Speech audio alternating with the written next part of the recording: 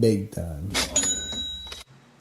On today's episode of Big Time, the podcast, brought to you by our new official presenting sponsor, the Landscape Supply Center out there in Herman, Maine, owned by our boys, friends of the program, the Russo brothers, Billy and Dave. Shout out to them for coming through and taking over as the official sponsor of Big Time, the podcast. Today's guest has ties to the Valley, went to UMFK, from Southern Maine, but had some Northern Maine influences for high school coaches. Mike Sinclair on today's episode of Big Time, the podcast. Let's go. I'm on my way, I'm making it. Big time. Big time. I got to make it show, yeah. Big time. All right, ladies and gentlemen, welcome to another round of the podcast everybody's talking about. Big Time, the podcast, brought to you by Landscape Supply Company out there in Herman, Maine. Shout out to our new sponsors. We're very excited. We're also very excited for today's episode. After multiple rounds of negotiations, holdouts, things being said back and forth in the headlines, different things coming from different camps. We finally got him from Austin, Texas, but here in Maine, Mike Sinclair. Hey, all right. On the podcast. We've been trying to get here. Mike for a long time. Like I said, it's been a lot of back and forth. You know, talking to people can always be a little bit of trouble. So, Yeah. glad to be here. Yeah. Privilege. What Mike's been down with Big Time since day one, right? Oh yeah. You were. I was listening to Charles. Yeah. You know, wax poetic over a not so incredible Hulk. So I'm excited to be here, man. I think you were actually there when I had the idea. Oh yeah. You know, we've got an Instagram chat room. Myself, yeah, Mike, and then one of our executive producers, Ethan, and then we don't know Sam's in there. I don't know why. Sam shows up every now and then to talk about parking. Actually, and Sean's in there too. Sean's in there, yeah, but Sean shows up even less. Yeah. So yeah. But you were like the first ones I broke it to, and now we man. finally have you. Hey, it's been a lot of fun to watch this and listen to this thing turn into what it is. Yeah. Yeah. So, same way we start off every episode. Mike, what are you drinking on tonight? Oh man, I'm sipping on some Modelo Especial, which is the sponsor for my soccer team I play down in. Does this have anything to do with where you're at nowadays? It does. It has a lot to do with where I'm at So nowadays. why don't you go ahead and tell them where you're at right now? Oh, I'm in Austin, Texas. Living down there, fastest growing city in the country. Mm-hmm. Playing a little bit of soccer for ATX United. Shouts out to. He's got the ATX shirt on United. right now too. He's I proud. do. Yeah, I gotta rep it. I enjoy it. He's super proud. It's a lot of fun. But not from Austin, Texas. Let 'em know where you're from. Originally from Kittery, Maine. So people may be asking, what's the connection to Big Time? Because Big Time is a valley driven thing. What's the connection? So I went to UMFK, There we played go. soccer there for 3 years, played golf for 2 years. Not many people know about that. Our first Was golfer on the golf podcast. team. Oh yeah, Joe Zubrick was my coach there. So shouts to Joe. That's the first time Zubrick's been mentioned Hey, on the pod. speech, man. That guy loved speech. I think everyone who's gone through UMFK had him as a professor. Yeah. You have to. I think speeches are required. Speech is a required Doesn't class. matter your Yeah. degree. You need speech. Yeah. So and then my coach in high school, I had. Well, let's not get too far. Oh, all right? okay, all right. We don't, Sorry, we don't my want to jump ahead. Okay, all right. Now that we got the drink thing out of the way, Modelo Special, man. I'm drinking on a Cosmopolitan. That's what I could find at the convenience store. Sparkling Cosmopolitan. Should also mention that we have a bard making her first appearance on a podcast, so just being in the building. The first lady of the bards, Emily Bard's in the building, coming live from South Portland, Maine. Yes. You want to say something? Or? Yeah, hi. Glad to be here. I think we picked that up. Glad to have you. I think we picked that up. Yeah. Yeah. Yeah. So we're ready to roll, Mike. Let's do it. Get into it. You're from the hometown. Yeah. That Kittery, is Maine. known for the Trading Post and the Kittery outlets. Trading Post, the outlets. Yeah. Everybody from New England down to New Jersey, all the way down to maybe Virginia, knows all about the outlets. So as soon as you cross the bridge and you come into Maine, Kittery is the first site. Yeah. Welcome to Maine, man. Yeah. That So- big blue sign you see, that's my hometown. Is there actually a downtown Kittery, or is it just the outlets? Yeah, growing up there was not. It was kind of like it was a little run down. It hadn't really had much going on, but now it's happening right now. There's a bunch of really I've seen new happening restaurants. New hotels going yeah. on? Oh yeah. Just from the highway, you can tell that it's kind of growing a lot. But it's right across the river from Portsmouth, New Hampshire, which is another real happening place. A lot of breweries and restaurants and Sort of like, these, culture. A lot of culture coming in there. So it's nice. Nice to go home and see that kind of stuff. What are we talking about, like population-wise for? Oh, boy. So my high school I graduated with a class of 90. And my high school, I think, had 350 total. So, that big. It's about the same as Fort Kent. It was, yeah, very similar to Fort Kent. Yep. Mm-hmm. And we were Class C in the West, and we were the only Class C school south of Portland. So we played a bunch of A and B schools growing up. So just like Fort Kent, right? That could be tough. Yeah. So it's decently it's about the same size town as Fort Kent. Mm-hmm. You guys are on the very southern tip of Maine. Is there an actual you guys are right next to York, right? Yeah, right. Yeah, south of York. York has some of the best beaches and waterfront in Maine. Is there any waterfront in Kittery? Or? Don't sleep on Wells and Agunquit Beach. No, you're right. Yeah, York's cool, but Wells and Agunquit, those are the beaches in southern Maine. Well, So what about Kittery though? Kittery's we're right on the Piscataqua River. Okay. So it's kind of like river beaches, but a lot of forts, like old buildings right on the beach. Grew up going there like every day. My mom was a lunch lady. Oh, so we always had summers off. So maybe that influenced me to be doing what I'm doing now. But we every day we'd go to Fort Foster and climb on rocks and hunt for crabs, and it's a good time. It's a good place to grow up, man. It sounds real southern Maine right there. I don't know about that life. Yeah, big time. There we go. Yeah, no, it really was. Lobstering was huge in my town. You guys have like a seasonal population? Yeah, Kittery's not quite as seasonal as towns around it, just because it didn't have a whole lot of like those hotels and resorts. But yeah, I mean daily, because of the outlets, we get lots and lots and lots of people. Yeah. Yeah. So you mentioned some of the things you did as a kid. What are some of the other things you did to pass the time in southern Maine? Oh man, I grew up playing a lot of sports, a lot of soccer, a lot of basketball. So it was a lot of fun, man.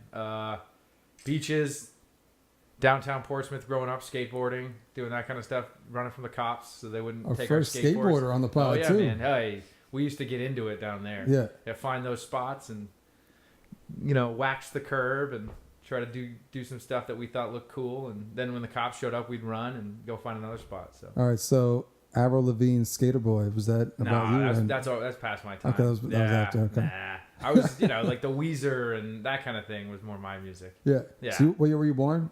86. 86. And so that was like before skateboarding was like mainstream and stuff like that. Yeah, we were like like Tony Hawk Pro Skater. It was like still in PlayStation form. We weren't even PS2 yet when I started. Original. So, yeah, the original, exactly.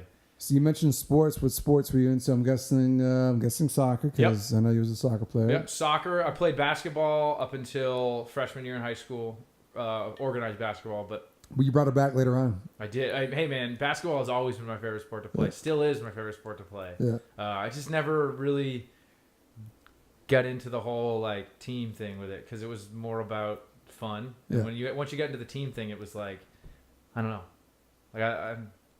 We were such a small school. All the soccer players played basketball and did track, and so by the time soccer ended, you were tired of seeing the same 12 faces. Yeah.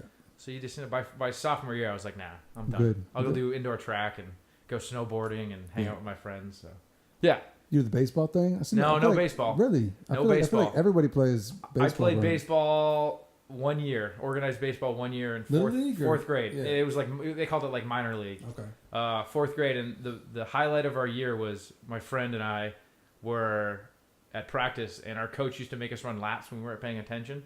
So we had a contest every practice about who could run the most laps. As in the fourth grade? Yeah, fourth, because we were so bored, because baseball just was so boring for me. Just sitting there waiting. And we didn't have coach pitch yet. That wasn't a thing they had implemented. Yeah. So it was just kids pitching for 7 innings. Wait, they changed that? Kid pitch. Oh, they have coach pitch for 4 innings. Yeah, that's a thing. And so people are always like, well, didn't your coach pitch? It's like, no. It was just a bunch of fourth graders throwing the ball as hard as they could. That's how we did it. It was kid kids, pitch. Yeah, kid pitch. Fort Kent's a different place, man. Yeah. The Valley's a different place. You guys tell me stories about growing up, and it's like, yeah, it wasn't like that for us. No, you guys had it differently up there. So yeah, you guys definitely had it different. Southern Maine, down here. Yeah. We got that Massachusetts influence. I guess so. Yeah. So what was the name of your elementary school? I'm just curious. I went to Horace Mitchell Elementary School. Who's Horace Mitchell? Horace Mitchell. Oh man, you're gonna put me on the spot here. I have no idea who Horace Mitchell was. Yeah. But great school. Great school. I had a really good experience there. David Foster was the principal. He picked me and a couple other guys out, I think, first grade. And we were guys that he always, like, if he needed something done, he'd call the 4 or 5 of us. And maybe because we were in trouble. Yeah. And so he knew that, like, we'd always, be talking to him anyway. So he called us out. And I remember, like, filling in holes in the soccer field and, like, organizing things in the library and doing that kind of stuff. So great experience at Horace Mitchell. Oh, yeah. Yeah. How about the team colors? Oh man, we were the Sandpipers. Is all I remember. Is we were the Sandpipers, the Horace Mitchell Sandpipers. I don't even know what a sandpiper is. Once again, it's a southern Maine thing. It's a beach thing. Yeah, it's a bird with a long beak. Little bird. Native to Maine, or I think native to the coast. Okay. Coasts. Cool. Just multiple coasts. Couldn't tell you. We'll have to Emily, can you fact check that? We got a fact check. Like, I like that. I don't know. Man, this show really has grown. Yeah. We got stat checkers and everything. Stat checkers. Yeah. We'll get back to that in a little bit. Yeah. So up home, obviously, you spent time before Ken. We had the same middle school and elementary school. It's all one school. Different down here? Yeah. So when I was growing up, we had 2 elementary schools. When I moved to the middle school, that changed literally the year after I left. And they went from 2 elementary schools to a K through 3 to a 4 through 4 and 5, I think, or K through 2 and 3, 4, 5. So that switched up. But yeah, so coming into middle school, we had 2 elementary schools. So going into 5th grade, we the crosstown kids that we had never met before. So that was kind of interesting. Yeah. I appreciated that. Looking back on it, that was pretty cool. Being able to like meet new people after a while. Yeah. So what was your middle school experience like? Were you into the your academics? Oh yeah. More into sports. I think in middle school, sports was always. Were you number still one. skateboarding at this point? Or No, that was pre-skateboarding. Okay. I think I started around 6th or 7th grade. Okay. But soccer was always the sport. We got the Sandpiper. Sandpipers are a large family of waters or shorebirds. Yeah, there you go. Coasts. Yeah. All right. Yep. That passes. There we go. All right. Cool. I don't know who Horace Mitchell is. Though, Okay. so we're not gonna. Don't worry about that guy. Yeah. But yeah, always sports. Not a whole lot of academics. School always came easy to me. Yeah. I guess. I don't know. I was one of those kids who just B's and C's were cool. Yeah. And they always were. Yeah. But soccer. My family was big into soccer anyways. I had some uncles who were soccer players, like state champions in Massachusetts, and when my family moved up here, that's what we did. We played soccer. So as you kind of get older, the things you do to pass the time, like in the summertime and stuff, that kind of changes. So like once you were like middle school, what was the thing to do? Was it still the like beachy type thing? Yeah, my mom still worked at schools, and so it was always beach, and a lot of soccer camps.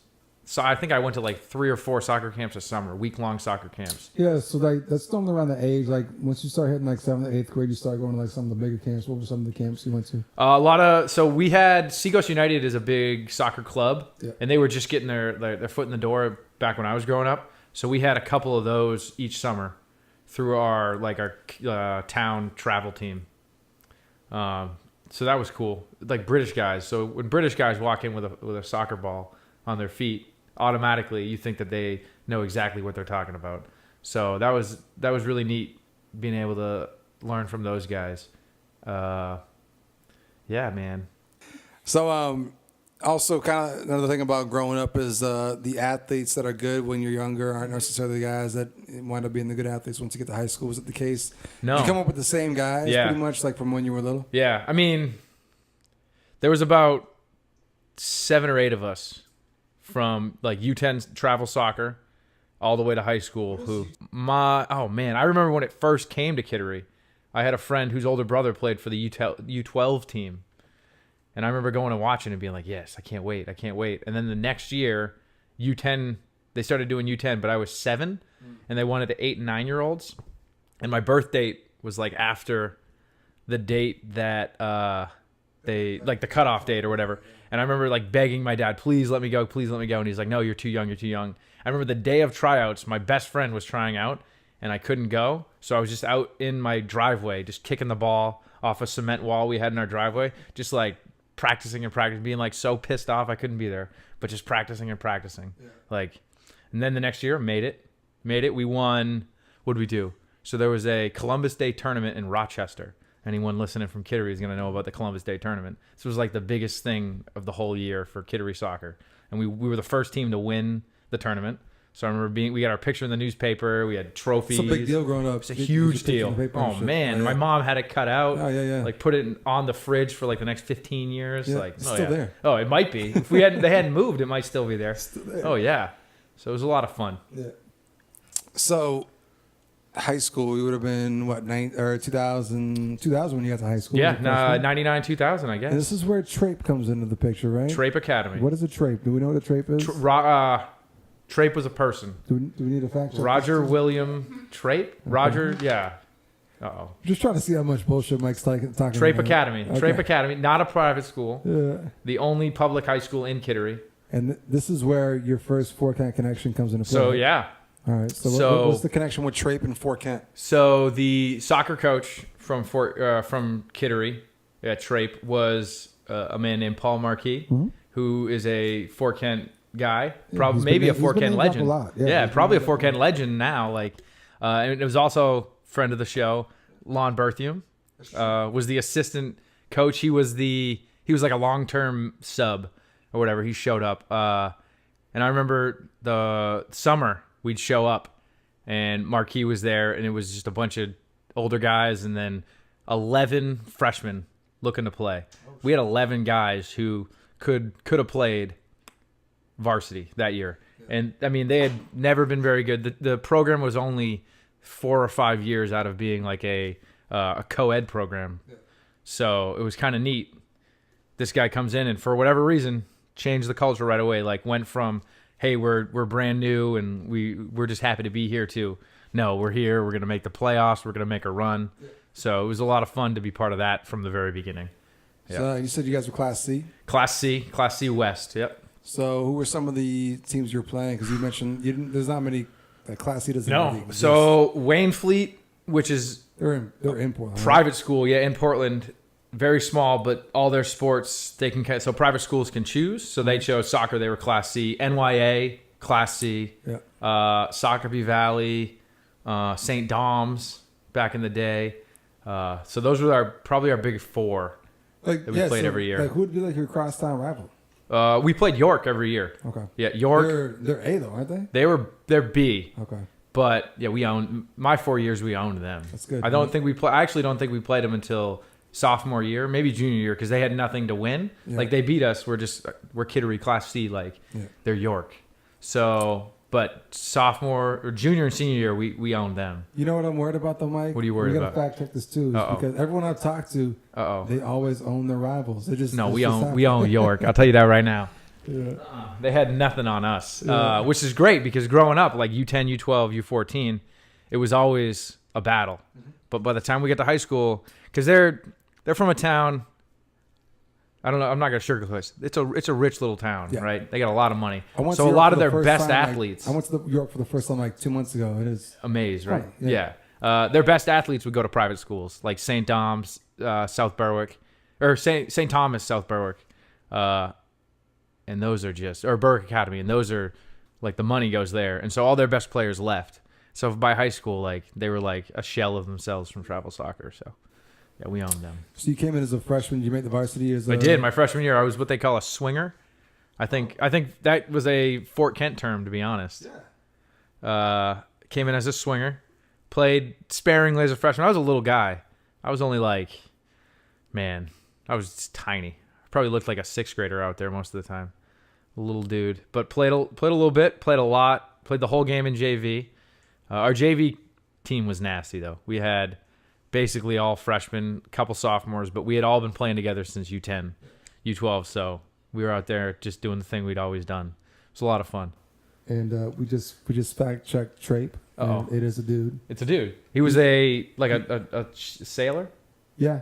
He served in World War Navy? II. He was also like an original descendant of the original settlers of Kittery. Yeah, great. Sweet. Shout out to Kittery. What's the mascot at Trape? A ranger. We were the Rangers. Okay. How about the colors? Oh, man. Oh, blue and gold?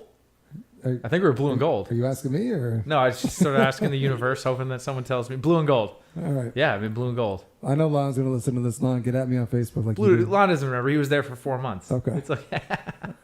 But yeah, and we had two of the better coaches I think I've ever had. No disrespect to the next year when we got the younger brother Tyler, who Tyler came in. was there for 3 years. Okay. So we had Fort Kent influence the whole 4 years. Yeah. It was great, and we heard stories. I knew about Fort Kent and the glory of Fort Kent long before I ever thought I'd be going there. I never thought I'd be there. Maybe subliminally they were recruiting you. Maybe. That was the original recruiting pitch. Maybe. That was fun. Just influencing you with these incredible stories. Yeah. So when did you kind of come into your own in high school and start getting minutes and making a significant impact? What position were you playing in high school? So, like I said, I was real little. So at the beginning, I was playing outside mid just because I looking back on it, I get it. You can't play a guy who weighs 110 pounds soaking wet anywhere else but on the wing. So playing out there, running my butt off, working hard, trying to impress the coach. Sophomore year, same deal. I was still a little bit too small. Just running, working as hard as I could. And then by junior year, I remember the summer between sophomore and junior year, we had a couple defenders graduate. And I told Marquis around December, I said, next year, I want to play defense. And he goes, okay. So I didn't really think about it, forgot about it. First day of practice, Marquis was setting a lineup for like a scrimmage. He goes, Mikey Sinclair, sweeper. And I'm just like, oh yeah, I forgot I told him that. Listen, sweepers are very important. Absolutely, man. Absolutely. So he put me back there.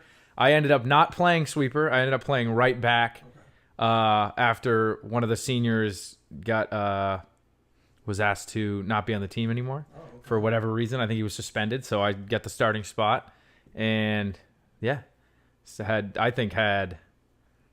my junior year, I think was my best year. I think I did the best. I played my best soccer my junior year because it was just kind of like I wasn't supposed to be there almost. Like, okay, it got handed to me. And then senior year was a sweeper. And that's where, I took more of a leadership role, you could say. You guys been any playoff runs? Yeah, senior year was probably our best shot just because we had 12 seniors. So we ended up third in the West. Got a bye in the first round and ended up at Georges Valley with a kid that we played against who was the size of, he was probably 6'2", but could run like he was like the kid was so fast. Yeah. And I remember that was the only thing we were planning for. And we were tied 1-1 going into the, who knows, the last 5 minutes of the game. And a ball came sailing out of the 18, our attacking 18, and it was bouncing. And their striker and myself were running at it, and the ball took a weird bounce, and me and this kid ran into each other, and I blacked out for 10 minutes, and I came to on the bench. There's video of it. It's pretty brutal. And I just, boom, blacked out, and that was the way I ended my high school. We lost in overtime. The guy who went in for me ended up, heading the ball to their best player. They put it in golden goal in the overtime. So that was it. I remember being on the bench, that happening. That was a little rough. It was a rough way to end it. But that was our best shot, I think. I think that if we had gotten through them, we had already beaten NYA that year at home during the homecoming, which was probably the coolest moment. Beating NYA at home, homecoming, 2-1, couple of nasty goals by our guy Mike Scott, who ended up playing at one of the big NAIA schools down in Florida. But yeah, that was a lot of fun. That game. That was a good game. Sorry. Just got a little... you crying over there? A little bit, no.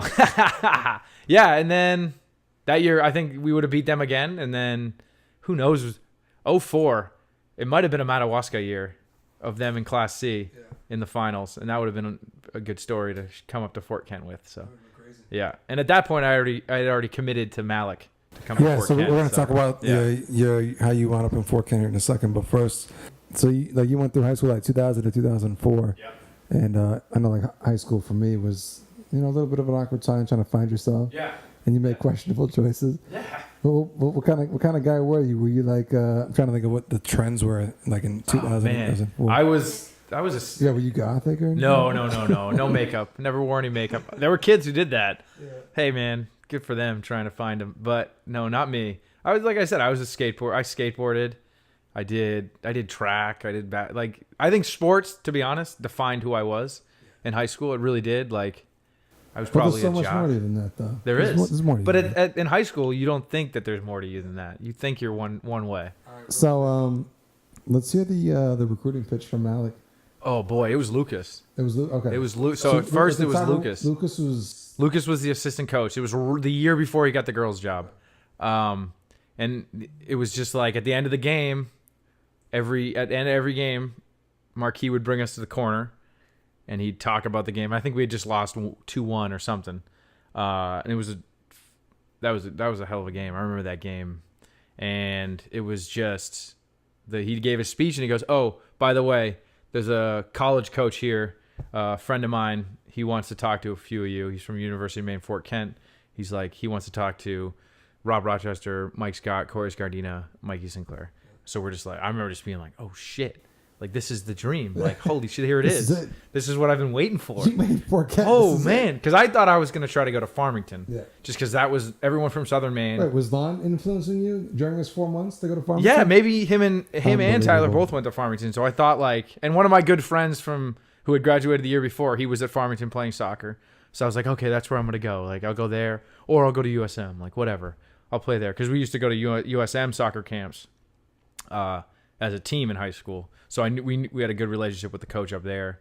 But Lucas came and I remember he talked to all four of us. Was it like a group presentation? No, it was one at a time. Like a PowerPoint? It was one at a time. Okay. Yeah, right. Lucas. But it was just Lucas. Yeah. And I remember being like, who is this guy? Because it was fucking Lucas. You know, everyone knows. And he was just like, hey, how you doing? Like, here's a pamphlet I have.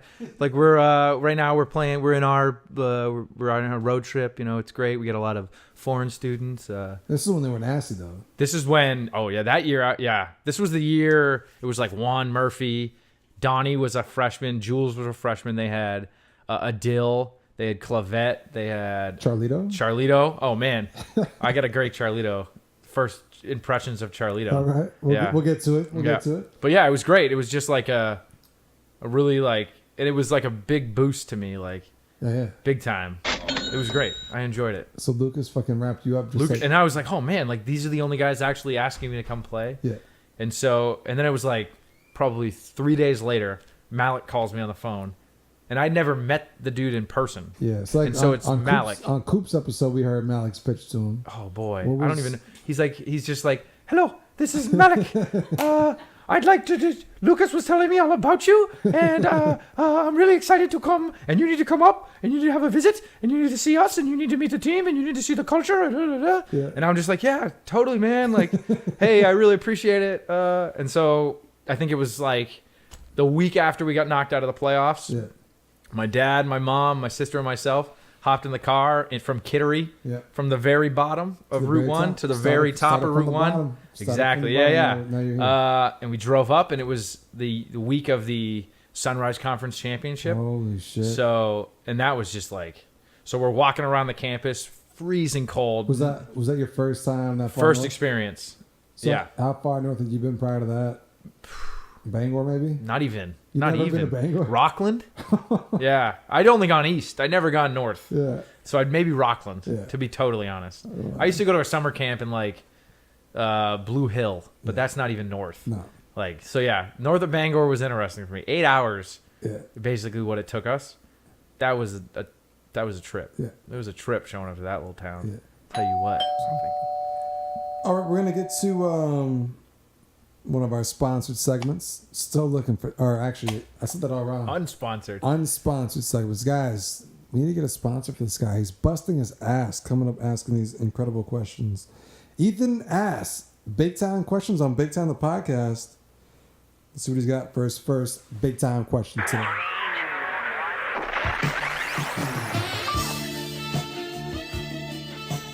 On today's edition, Ethan asks Big Time questions.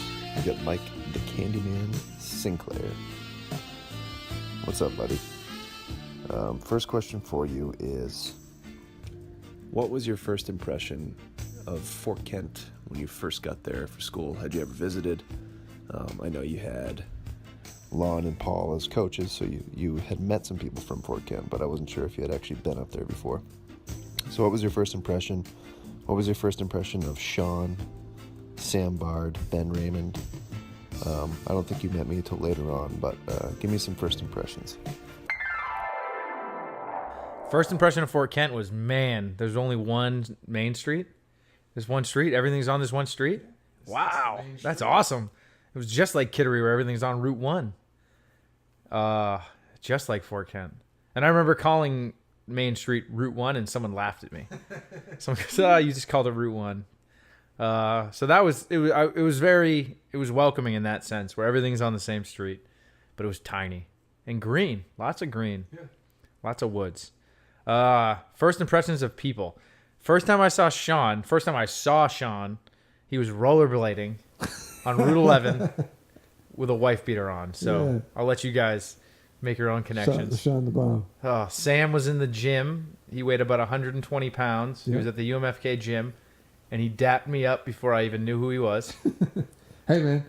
Hey. Hey, because I was with people he knew. Yeah. So he dapped me up. This is before he was cool, too. So he was still like... Yeah, he was an outcast, big time.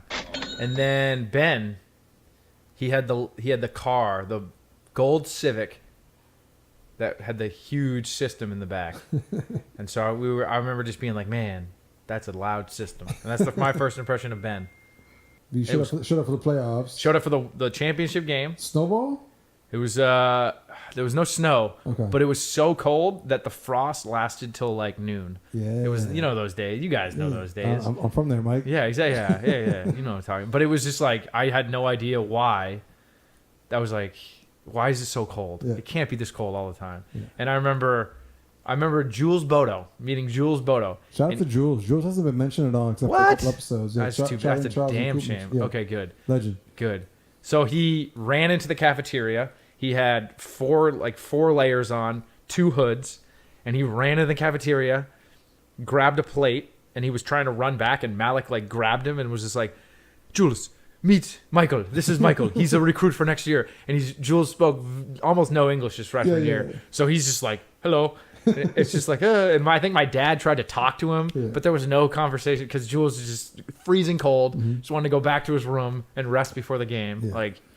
So that was my first introduction to actually talking to somebody. And you're like, I'm in. Yeah, I just remember my mom. I remember my mom saying something about this campus, Mike, and I hold my parents' opinions higher than I think anyone in the world. So it's just like, okay, and they were again only ones who actually put in work. Malik Peter Corey put in work to get the guys there. And then you signed your national letter of intent. I had a press conference. Was there a conference at Trape? It was a big ass conference at Trape. No, fuck that. We put it up on the wall. Yeah. It was written in fancy lettering at least. That was nice. That's cool. It was nice of him. And there was actually 2 other guys that came up with me. Yeah, so Robbie Rochester, myself, and Corey Scardina, who lasted a semester. He lasted one season. I don't remember Scardina. Corey was only there for 1 year. And him and Robbie Netto were really, really good friends. Shout out to Robbie. Robbie Netto, another big friend of the podcast. Yeah. All right, so your freshman year would have been 2004 in the fall. Yep. Was Charles done? Charles was a senior. All right, so let me hear your first Charles impression. So I couldn't understand what Charles was saying first time I met him. It was my first exposure to the Northern Maine accent, and his is thick. It's strong in Charles. It's thick. The Canadian is very strong in Charles, and for the first probably 30 minutes, I didn't know what he was like. I had to really listen to what he was saying. Were you coming in to play sweeper? Yes. I was coming in to play defense. Okay. I had told me and Malik had conversations because Malik puts in work. Yeah. And we had conversations that, maybe you won't start right away at sweeper, but we'll try to find a spot for you. So I was just out there to work my butt off. Yeah. Funny story, skateboarding. Twisted my ankle the day before preseason started when I drove up. Couldn't walk when I showed up to Fort Kent. Was limping around in serious pain. Wow. Yeah, I remember that. My parents were so mad at me. Yeah. I was like, but it was an 8 set, Ma. I just wanted to ollie it before I left. Wow. Oh, yeah. So Robbie Netto was, I think, the first person I met other than Malik and Lucas when I moved to Fort Kent, living in Crocker. Crocker Hall, the party. And Robbie Nato shows up to pick me up.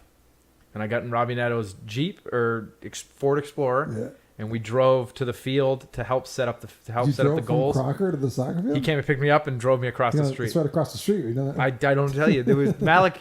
All the best for his recruits, man. His new guys. He wants them to feel like it's home.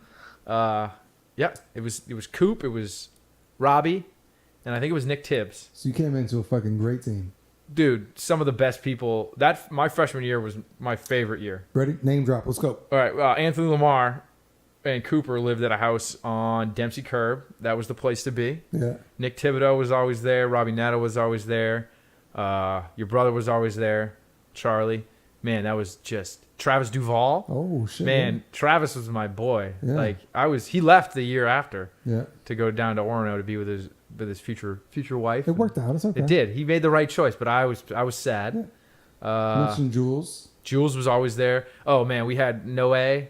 From Spain, Jaime from Spain. Yeah. We had, oh man. Yeah. You said Donnie was there. Donnie was there. He was the only Lithuanian on the soccer team. Yeah. Yeah. And then it was always just like the boys soccer team and the girls soccer team hanging out at Dempsey Curve just every night. Being awkward. Oh, every night. Just welcome to college. Just being awkward. It was like a frat house, really. Yeah. The Dempsey Curve was like a frat house. And I remember thinking, okay, this is what college is like. Yeah. Okay, I can get used to this. Yeah. And then I shouldn't have gotten used to that. I should have been hanging out at the dorms. Yeah. Oh, guys like Sean Platt, Seth Patton. Oh, it's true. Like you had some. I had some of the. There was like 7 or 8 freshmen. Justin Dunley, Carlos Martinez, who was a kid who exchange student that went to Fort Kent. Yeah, and he came back. Yeah, Carlos. Yeah. Man, that was a good year. Just a lot of names. Yeah, there was this one dude who was there for half the season, I can't remember his name. Ricard. If you ask, anyone ask Charles and ask Coop find out about who him. this Ricard guy is. Yeah, he was this dude from really high pitched voice. Malik crazy, man. Malik crazy. Yeah, and then Malik Peter Corey, our coach, loved Rob Rochester. That's all I remember. Yeah, I don't care if Rochester scores 20 goals. If they score 21, we lose. Man, I don't care if my mother has a period on the field. We practice. And that was the last year we did Thursday nights under the lights at Fort Kent High School. Yeah. That was so much fun. Yeah. We'd scrimmage the high school team sometimes. We had like NMCC come up a couple times and play. Yeah. And then right away, we'd all leave, go take a shower, Dempsey Curve, Thursday. That was it. That was a lot. Oh, Thursday, Friday. So freshman year, Yep. I mean, you came into a team that just had an incredible defense. So I'm Yeah. guessing you didn't get minutes. So not at the beginning of the year. I didn't play for the first 4 or 5 games. And then Ricard ended up being ineligible. So they needed a starting right back. And so Malik goes, somebody go. And so I was just faster than Robbie Neto and Corey Scardina, and I got to the line quicker. Yeah. Played a great game. And then I remember it was like a big decision that they made. And Coop and Charles had to go talk to Malik. And then they came back to me and they're like, Mikey, you're going to start against Machias, who was our arch rival at that point. You're going to start against Machias on Saturday. Yeah. So we played a game where they had to drain the field because it rained so bad. Yeah. The game got delayed like 3 hours, drained the field, and then ended up winning Defensive Player of the Week in my first week starting, which was pretty sweet. Yeah. Yeah. And then we ended up winning Sunrise Conference, taking a trip out to Ohio, and then getting waxed out in Ohio. So you're like, this is it. This is why I came. Yeah. And then I took a year off, and then I said the winter came in Fort Kent. Yeah. And you have 3 hours of sunlight, if it doesn't snow. Yeah. And then you get but no it sunlight. Snows, and it snows. Every day it snows. Yeah. And yeah, so I was just like, I can't go back. I'm done. Came home, lived with my parents for half a semester, and was like, oh yeah, this is why I'm in college. I don't want to live with my parents. Yeah. Ended up going back in January the next year. So you missed like the rebuild year because I missed the year with Murphy. Murphy is the head coach. With Murph, which he's a legend, but I'm glad I missed that year because I feel like it was a wasted year for guys like Rob Rochester and Sean Platt. Yeah, I mean, just you know, no way. Changing the guard. Yeah, it's a wasted year. And then the next year, we got Bill Ashby, who changed the whole game. So athletically, you were a sophomore. Yep. Academically, academically, I was a junior. Okay. Athletically, eligibility wise, I was still a sophomore. All right, and this is where some more all-time greats come in. Yeah. So this Oh, first man, year we got Shorty, Oh yeah, we got Luka. Shorty. We got Emily. No, Emlyn. Emlyn, So first year we got Emlyn, and we got Dwayne Smith. Dwayne. We didn't have Shorty and all those guys yet. Okay. But Emlyn and Dwayne Smith and Arnold Lewis. Arnold. Arnold Lewis. And Arnold. that was to this day, I think Emily Jacoby is the best soccer player I've ever played with. That kid could play. Yeah. That was a lot of fun to play with him. He is a Hall of Famer. Yeah. Well, that's all right. Hall of Fame, huh? There's a lot of guys that should be in the Hall of Fame. I think eye test wise, all of it. Emily Jacoby was the best soccer player I've ever played with. So what did you guys do that year? Potato Barrel, I'm guessing. Oh yeah, won the Potato Barrel. We actually lost to Presque Isle at home that year. It was a weird year. Yeah. First year of Ashby. Things were everyone was trying to figure things out. Won the Potato Barrel, ended up going to Ohio again to play the same team that I played my freshman year. Yeah. Got waxed again. Yeah. It was kind of vicious. But you know what though? Like you're going out there, who cares, right? Yeah. Looking back on it, it was cool to be out there, but at the time it's like wow, again, same team. Yeah. But the first, Ashby. Because you guys probably would have went out there every year as like it's the last seed, probably the number 1 seed in the country. Yeah, pretty much what happened. Yep. It was like a play-in game. Yeah. It was like Region 9 and Region 10, or Region 10 and Region 11. So. And so senior year, that's when like Team Jamaica, the bobsled team came in. Exactly. Right. That's what I used to say all the time. Cool runnings, man. Shorty, Barry, Damien, oh, Oniki. God, I never played with a couple of those other guys, but Luca came in. Oduk. We still had. Who else did we have? Yeah. Donnie still there at that point? Donnie had graduated that year prior. Yeah. Jules had graduated that year prior. I think Sean also was. Maybe he was. No, Sean Platt was still there. But we got Rob Rochester back. We got Giovanni Sinclair. Gio, my cousin, man. Yeah, I loved that guy. That was fun. Derek Plord was our keeper that year. Again, he was our second. Yeah, sorry, I forgot about Derek Plord. He was good. He was fucking solid. Derek was a good keeper. Derek was like deceptively good. Yeah. You wouldn't think that this guy could do what he did, but he did it. He was great. He was good, good in high school too. Oh yeah. But again, and it won the Sunrise Conference, and went out to Kansas City this time. Yeah. Won our city, first. by the way. I went to Kansas City for the first time last year. Oh yeah. Great city. Yeah. We weren't in Kansas City. We were in Olathe, Kansas, which is just. It was the flattest thing I'd ever seen. We wanted to walk to a mall, and it looked like it was about 100 yards away. Yeah. It was like a mile walk, it felt like. It was like, wow. Yeah. So, but we went out there, played first round, we won, beat a team 2-1. Yeah. That was a lot of fun. Dwayne Smith scored the winning goal. I remember everyone chasing him down, tackling him, won that game. Wait a second. Is this the team that's in the Hall of Fame? No, it is not. Didn't the team get inducted? Next year. The year I didn't the year play. after you. My senior year, I didn't play. Because it wasn't fun. Soccer wasn't fun anymore for me at that point. It was too much. And I remember just being like, no, I'm done. And that team got inducted. Andrew Gervais in there. Josh Nichols is in there. Yeah, I saw Nichols at the Hall of Fame. Yeah, man. Hey, good for those guys. Those guys got their plaques up on the board. Yeah.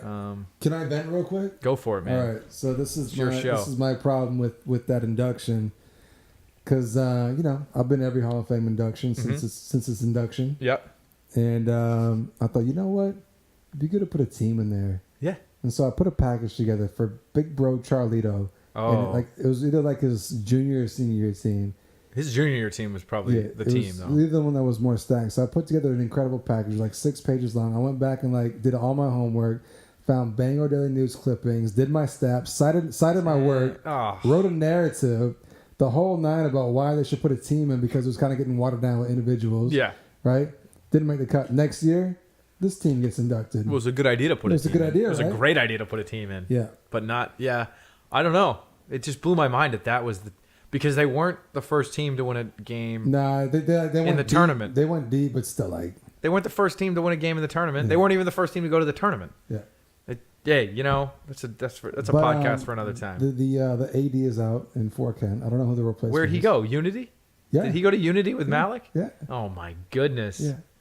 So nobody. Who's the soccer? Have they hired anyone up there? I don't even know. I gotta. Maybe we can fact check that. See if there's a new hire. Maybe they're gonna bring up Oniki. Ashby's done. Oh, yes? Is Oniki still at FK He's the ISO CHS? coach. Good for him. Did we mention Oniki? Oniki Uru. was in one of those recruiting classes. Uru. Right? He was the last year I played. Uru. I love that. That was another guy. Him, Barry. Those kids were just great kids. Like, don't get me wrong. Those are Great incredible kids. soccer players. Yeah. And they better people. Like I love hanging out with those guys. Yep. That year though. And they changed the culture though. They did too. Like They did. And Yep. ever since then, it's been on the up and up too. There's a reason. Yeah. There's a reason that they are where they're at. I'm just mad because I gave him the idea for the team, and my team didn't. Should have been Charles's team. Should have been couldn't Charles. couldn't agree more. Yeah, but That his junior year team was definitely stacked though. yeah. That was crazy to watch. So overall, how would you rate your college athletic experience? If you factor in the fact that I played 2 falls worth of free golf, I would say it was a high A minus. Yeah. Yeah. So here's the thing I always wondered about with like the soccer players because I play basketball. I'm Yeah. a former college basketball player. Yeah, that's right. I still got 2 years eligibility, by the way. There we go. Anytime Anytime he wants it. Yeah, we'll say that. Yeah. But I always wonder because like for us, like we pretty much started like 2 weeks into school. We didn't get done till like March. But the soccer players start like a week before school, and you guys are like done in November. Does that make for like an even longer year for you guys? Because like basketball players, like you got basketball going on pretty much the entire school year. I was up August 11th. I was up Yeah. my freshman year, and I think every year after that, August 11th, to start preseason. Yeah, it's a long year. You only get 2 months off, but Mike, you mentioned this earlier. Like basketball was your first love. I remember you was being an impact basketball player on the intramural. Oh man, let's scene. go pick up basketball intramural. Let's talk more intramurals because Fort had the intramural scene. Okay. So what team were you running with for intramurals? We were called the Runners and the Gunners. Okay. Runners and Gunners. Okay. It was Jared Dolly. We haven't mentioned Dahlia has not been mentioned at all. And that's a damn shame. Yeah, shout out to Jared I am Dolly. very happy to be the first one to mention Jared Dolly. Shout out to Jared Dolly. Was he the same freshman year as you? Yeah. Yeah. He was supposed to play, but he decided not to for soccer. But yeah, me, him, and just like anyone else we could pick up. I think we had a couple Gervais, like Aaron and Appearances? Andrew. Yeah. We had a couple of the randoms, like just that was. Those intramural fun, right? ball, that was a lot like, of fun. I don't think you could have any like actual basketball players. It'd have to be guys that didn't play basketball. For at least I think the second year it was a little bit of both. Or maybe like you have like one guy in the basketball. Yeah, team. something like it was something crazy because I remember playing against Big Show and Woogie and all but those guys. You guys had some good runs. Like it was. Man, it we was were intense. second or third. Our first year we were second or third in the league, man. And we had it was just so much fun. That was.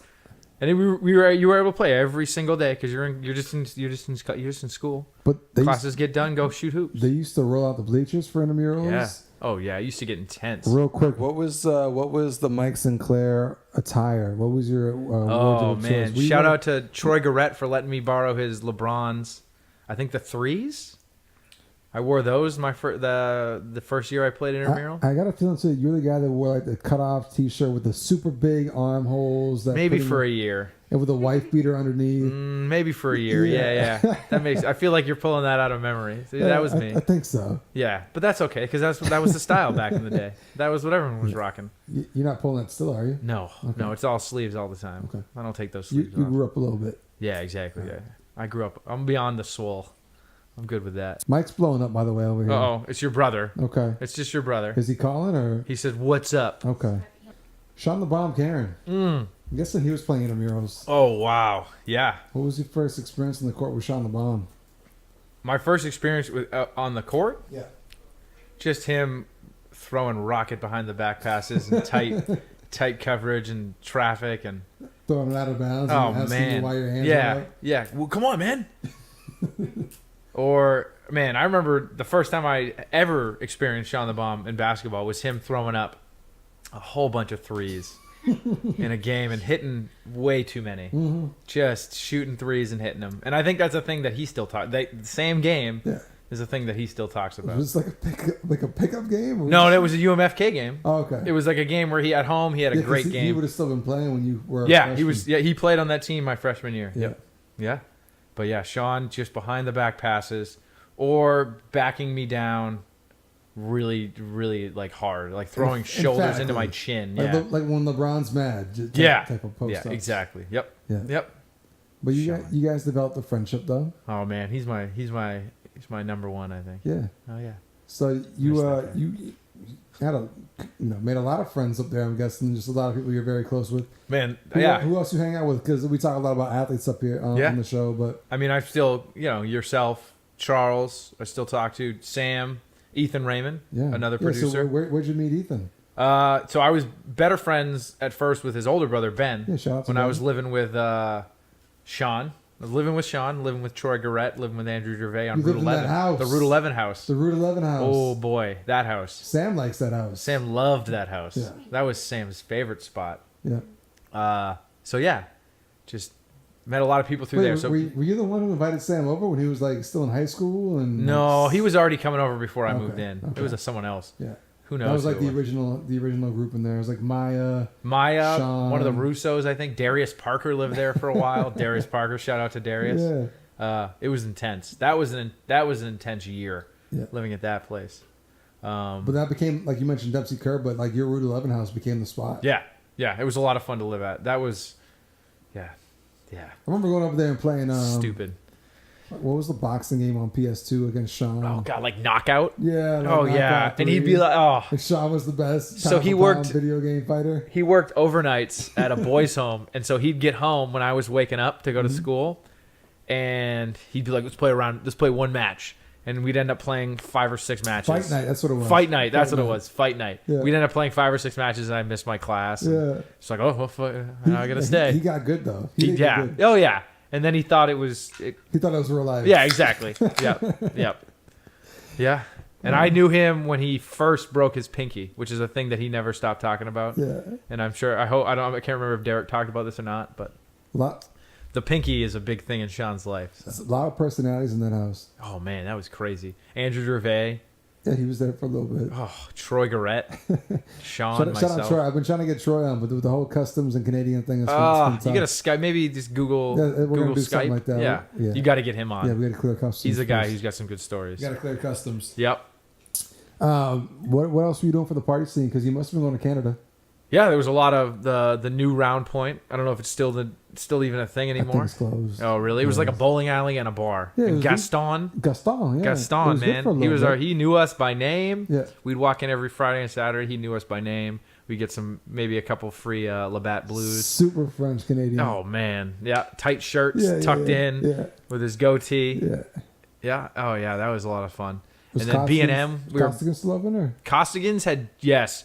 So my 20th birthday, I went to Costigan's and ended up getting punched in the face and winding up in the hospital. So that's an minus intense that though. story. Costigan's though. Costigan's was a lot of fun. Dancing up on those speakers was a good ass Yeah, time. I feel bad for people that never got a chance to experience Costigan's. I know it's true. I feel like it's a place that could thrive anywhere. Yeah. In the world. Oh yeah, as long as you stay in it and you don't go out into the parking lot that's what or trouble is. into the street where everyone is hanging out Yeah. afterwards. You think it's all good. You're going to get a hot dog, and then before you know it, there's a friggin' gang fight out there. Yeah, exactly. Canadian. Literally, I remember it was literally like a line of Americans and a line of Canadians yelling at each other from 10 feet across. It's like a line. It's like a scene from Outsiders back in the day. Yeah, exactly.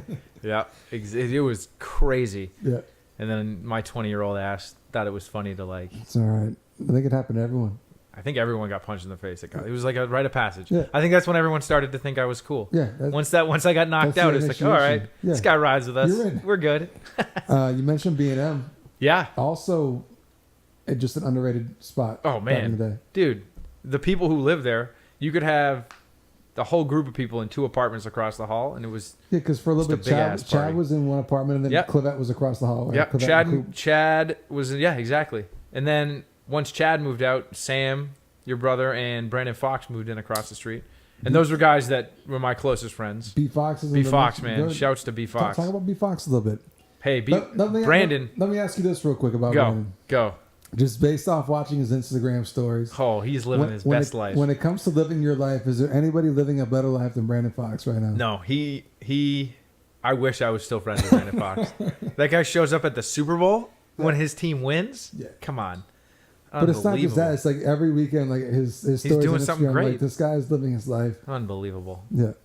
But yeah, Great basketball player too. he was. That's what got me to want to hang out with him is because he was such a good basketball player. I was like, this is the guy I want to hang with because he knows how to hoop. I remember him dunking back-to-back fast breaks and being like, yes, I like this. Because there wasn't a whole lot of guys, I feel like, that were dunking in games before. Yeah, because Bartis wasn't throwing down. No. There wasn't a whole lot of dunking. You saw like because you were up there for a while. Were you there like once you graduated? Did you hang out a little bit? No, I left. But I was there for 5 years total, 5 winters total. Like 04 to 09? Yeah. So I saw like guys like Jimmy Lopez. I saw guys like Yair. Yair. I saw guys, oh man. Just name drop. Brandon Manny. Yeah. Who else? Woogie Big Show. Oh God! And I played. And the coolest part about it was such a small school. You got to play with those guys in the off season. Yeah. Like they'd be at the gym every single day. If you want to hoop, you get to go hoop with the varsity team at your college. Yeah. You don't get that experience at very many schools. Yeah. Like, so that was another. That's a thing that made my college experience so much better. And then you go party with them after that. Exactly. Yeah. Because you're on the soccer team, so you're basically in a frat. Yeah. Because it's such a small place. And then one more thing on the party scene that we haven't touched on yet, our former sponsor before they close the doors. Peace, man. That breaks my heart. Let's pour out a little drink for BJ's. Big time. Yeah. Oh, that was sad when I saw that. So my buddy Rob Rochester, who came up to Fort Kent with me, his mom was from Allagash. Yep. When they moved up there, she moved back, bought BJ's.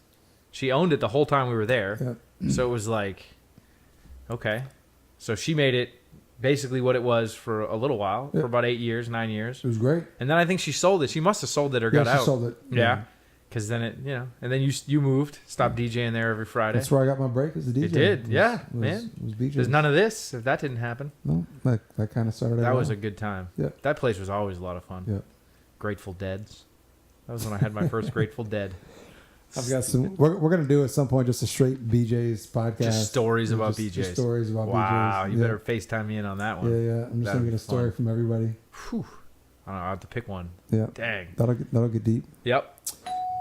Let's get to round 2 of Ethan asks big time questions on Big Time the podcast.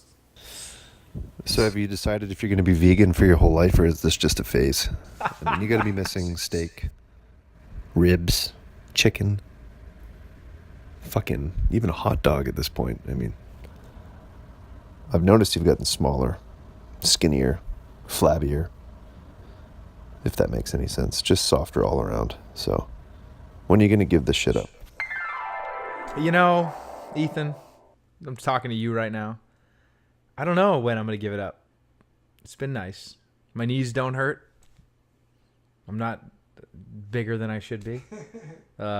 It's really cool, though. My parents have gotten really into it. They've lost like 35, 40 pounds each. It's a healthy way to live, Ethan. You should look into it. That's all I got to say. I don't care about hot dogs. They got vegan hot dogs. Let's fast forward to present day. So you mentioned you were there from like 04 to 09. Yep. And you kind of bounced around. Yep. I think you were in Korea for a little bit. Yeah, man. Ben Raymond, shouts out to Ethan's brother. Yeah. He called me one day in March, right after I graduated. I was working at a grocery store trying to figure it out. And he goes, "You want to go to Korea?" And I said, "Abso-fucking-lutely." And so the next day we started applying, and I ended up in Korea for a year. Yeah. But without Fort Kent, that doesn't happen. Yeah. Right? Like, How was Korea? Oh, One it of was the the better best year of years? my life. Yeah. Zero real responsibility other than getting to work and teaching kids. I'm guessing you teach English. I taught English. I knew how to speak it. And so basically all they wanted me to do was just have conversations with these kids That's crazy. for the entire time Is that the they were money in my decent doing charge. that, or Huh? is the money Yeah. decent, or is it just Yeah. good on the resume? You don't pay any bills. Yeah. You don't pay the flight. You don't pay the rent. None of it. They pay for all of it. So it was all just profit. And you got to be in a foreign country. And Korea is one of the most welcoming. Yeah. Those people, they love Westerners. They love talking to them. They love practicing their English. They love partying. They love eating. It was just the perfect spot for me right after college, just to get to see another part of the world. Yeah. It was a great time. When you came home. Then I came home, worked at a bank, got fired, went to grad school for education, got out of there, couldn't find a job in Maine, so I moved to Austin, Texas, And that's which is where where you're at I now. currently reside. Yeah. So How did Austin even come into the picture? So I worked at an all boys summer camp, and these two dudes from Kansas. We were drinking whiskey in my car at night because you couldn't leave. We had to stay on campus, drinking whiskey, hanging out, and they were just like, Mike, you would love Austin, Texas. And they started talking about it. So the next day I was like, I can't get a job in Maine. So I looked for a plane ticket. How much would plane tickets cost? How much would rent cost? And 2 weeks after camp ended, I sold my car, bought a plane ticket, and flew down to Austin with 2 suitcases. Lived in a hostel for 2 weeks before I found a place. Bit, right? It was. Yeah. For the first 2 months, I was like, this is the worst decision I ever made. Yeah. But it started, as a teacher, you can go anywhere. Yeah. So I started finding things to do and found some friends, found some basketball to play. That's where I met all my friends. Yeah. First was basketball, though. I started playing pickup basketball with a group of guys before I started playing soccer down there. So those are the oldest friends that I have down there. And the guys who I knew at the summer camp ended up living with me, moving down 2 years later, and they were guys who I hoop with all the time. Yeah. So it's good times, man. You've been there ever since? I've been there ever since. Things are on the up and up. Things are going great down there. Yeah. Can't complain. You've been down there since what year? Yep, the last World Cup, 2014. Yeah. I moved down right after the last World Cup, so it's a cool little benchmark. I can say that. I'm guessing you've seen Austin grow in just the 4 years you've been there. The skyline is changing every month. Yeah. It's crazy. It's nuts. And every month every month there's a different festival, so more people are coming down. Yeah. It's just a great city. I recommend it for anybody trying to go see something different or try something new. Yeah, you wouldn't like Texas. You wouldn't think Austin. You think Dallas. You think San Antonio. Maybe you think Houston. Because and Austin is not very Texan. No, you're not seeing belt buckles and cowboy boots. It feels like Bay Area. It feels like Silicon Valley. Yeah, it's very removed from the Texas lifestyle, and just innovative, hipster, and hipster. I think hipster is the word for it, but it's not hipster in a pretentious way. Most of it, they have those little corners of the city that are, but for the most part, it's like just people of like mind who are just down there to enjoy life. One of the best nights of my life was in Austin, Texas. We had a good ass time, man. We had a good ass time. We did it bar hopping. Yeah. Man. On steroids. Yeah, big time. So shout out to Austin. I want to get back down there. I want to go to South by Southwest I just want to get down. We had a good time. We went to a Texas-Kansas game. Yeah, we did. Yeah. Yeah. And that was like a matinee. That was the start of the day. It was a Texas-Kansas Big 12 basketball game. Went and got some pizza. Yeah. Took a little nap at the hotel. Yeah. And the night stayed got going. in a shady-ass Motel 6 or something. Yeah. Maybe La Quinta? La Quinta. Oh, man. Like the shittiest La Quinta in town. And then we just met like an absolute boss who that guy who your brother came down like the next year. Yeah. Still doing the same thing. Same thing. Just brought us everywhere. Let's just name drop Mike Frost. Mike Frost. Yeah. Shout out to Chad too. Like Chad was the one that got us the hookup. Yep. So Chad was there too. So good Chad knows everybody. Yeah. Everybody somewhere from everywhere. Yeah. Good peoples. Yeah. Round 3 of Ethan asks big time questions on Big Time the podcast. I think this is gonna be a good one right here. What was your first experience with coffee brandy? Not sure if you had even tried it before you came to UMFK. It is kind of the valley drink. I know it's a main thing, but so what was your first experience? Was it Sean that introduced you, or did you find it somewhere else? And can you blame it for some of the questionable decisions you made while you were at UMFK? Great question. I don't think it was Sean that introduced me to coffee brandy. I don't remember when I got introduced to it. I remember only drinking it with milk at the beginning. You had to have it with milk in a cup full of glass or a glass full of ice. And yeah. But yes, I blame it for 99.9% of the bad decisions I made when I was in Fort Kent. It is... Yeah. It's a thing that I still miss now. I tell all my friends about it in Austin. Yeah, you can't really compare it to anything. It's not quite tequila. It's not really vodka. It's just coffee, fucking brandy. Some crazy ass times with all my buds, with all my friends. Wow, coffee brandy. Oh, hey. I think we have a little bit. Some here. Actually. Oh my god, it's some frozen coffee brandy right now. We're gonna get to the serious part of the episode here. It's called "When You Die," Oh, which hopefully isn't soon. okay, But good. when you die, Yeah. what jersey do you want to be buried in? Oh, you know, this is a good question. It is. It's deep. Probably, and I'm gonna be totally honest with you.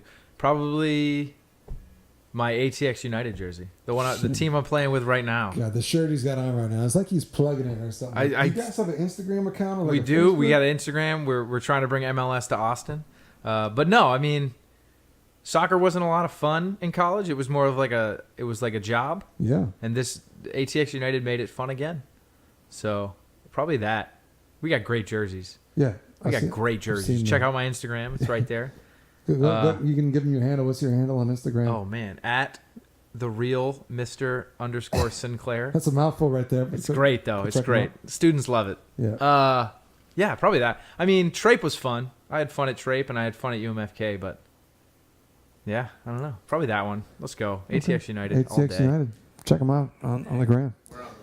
All right, it's the time of the episode where we get to our officially sponsored segment. Charlito Wonders, brought to you by the good folks at Rock's Family Diner. Speaking of Rock's, Mike, what's your go-to at Rock's when you were up there back in the day? Oh, the chicken finger puts in Chicken finger puts all in. day. All day. Made by Sam. Sam making it? Yeah. Yeah. Or sometimes you used to make me that egg and steak and cheese. Oh, On the bagel. so good. Let's go. Charlito Wonders, brought to you by Rock's Family Diner. Charles, what are you wondering? Yo, what up, Mike Sinclair? It's Charlito. Yeah, got a two-part question for you. First question, coming to UMFK soccer days, who did you see on the field that had you most intimidated? Like, oh shit, I gotta play with these guys? Not on that level yet. Second question is, do you consider yourself a better dancer or a better soccer player? My book, you're kind of just so at both. But yeah, what do you think, man? All right, one love, man. Hope all is well, Mike. Peace out, bro. I knew dancing would come up with this. I knew it. So, guys that I was intimidated to play when I first saw them. Man, I don't want to not say your brother. Yeah. Because that guy, he was the smartest defender I think I'd ever played with. Yeah. He wasn't the most gifted, but he made it work. He was cerebral. He was. He really was. Chris Benoit. Yeah, Like exactly. The yeah. cerebral assassin. Let's Yeah. go. Coop, just because Coop is Coop. Yeah. Coop is Coop. He was the most intense person.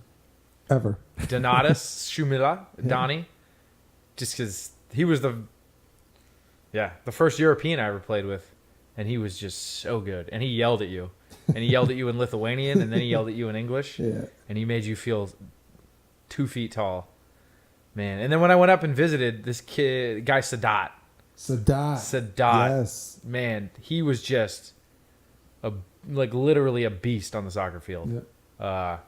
I didn't get to play with him, but I wanted to because he looked like a lot of fun. And then, I think Alakeen probably intimidated me too, just because he was like we said, 6'5", 6'6", like super agile, smart. Yeah, it was a good time. And then, Better dancer or better soccer player? man, I don't think it's a question. we Charles and myself had some battles back in the day. Yeah. You know, We're talking dance battle. all these dance craves Yeah. right now, these like whatever the new one is to the Drake song. Yeah. We were doing that before Instagram and iPhone videos were a thing. Yeah. You know, one-handed push-ups. Who could do the best one-handed push-up? We all know I could do the best one-handed push-up. No one just ever filmed it. Yeah. Hacky sack. Come on. Hacky sack is a party starter. Yeah. Like we've gotten entire weddings doing hacky sack. Yeah. Your wedding, Yeah. hacky sack. So, influence-wise, I think dancer. I think I got to go dancer. Dancer for sure. Great question from Charles, though. Charles getting some. Oh, Charles always asks the I hard. hope you like that questions. answer, Charles. I hope you like that answer. Oh, Who's got the more annoying, fake professional businessman voicemail greeting? Sam Bard or Sean Karen? oh boy, Sam. Sam, I can't throw shade at Sean. Yeah. I can't. Hey, can I tell my Sean Karen story? Yeah. What's your Sean? We haven't done tell me a Sean Karen story in a while. Yeah, I've been waiting for this since the first time. Okay. So, I move into the Route 11 house. I'm probably there for a week. I have a couple of my friends over. We're playing beer pong in the garage. Sean shows up right before BJ's. He's a normal, super intense Sean. I'm like, hey, Sean, man, have a good night. And the ball bounces and it lands at his feet. And so he picks it up. And I go, hey, Sean, can I have that? He goes, yeah, here, come get it. So I walk over and I go to grab it. And he like grabs my arm, turns me around, puts me in like, tries to put me in a chokehold, but like grabs me like around my nose, bloody nose. Squeezes so hard, he like makes my nose bleed. First incident. Literally my second interaction living with Sean. That's how I'll always remember Sean Karen. Wow. So that's why, Sean, I always flinch when you go to like give me any sort of high five or handshake or anything. Yeah. Yeah, now he knows. Yeah. I told him to listen. I flinch with Sean for other reasons because all the time. Defensively, he's got dirty tactics in the basketball. He's the court. dirtiest. Yeah. He's the dirtiest. Oh, yeah. I've learned a lot from Sean. Yeah. I've learned a lot. That's our guy, though. Yeah. Still trying to get Big Sean guy. on the pod. God, Sean, get on the fucking pod. I don't get it. Unbelievable. He would thrive. Yeah, he's going to be great when we finally do it. Yep. I just got to give him a fucking bag of money. All right, time for our last round of Ethan Asked Big Time questions on today's Big Time episode of Big Time. So I just found out that Emily is co-hosting. So that brings me to my most important question is when the fuck are you going to ask her out? Hopefully, this kind of breaks the ice. Wow. Oh, awkward. Very. Way to go, Ethan. Way to bring this one to a crashing halt. I think we're just going to shut it down. Yeah. I think Thanks a lot, Ethan. Good end. That's going to do it for this week's episode of Big Time, the podcast with Mikey Sinclair. Mike, do you have any parting words before we get up out of here? Hey, congratulations on this. Thank you. This whole thing. You guys are doing It's been great. real big things. Yeah. Some big time Big things. time things. Big time things. On Big Time. For sure. Glad we could finally make it happen. Make sure to check out old episodes on the iTunes and on the YouTube channel. And we'll see you next week with another big time episode as always. With that, Tomas, and Mike Sinclair, we're out. Peace.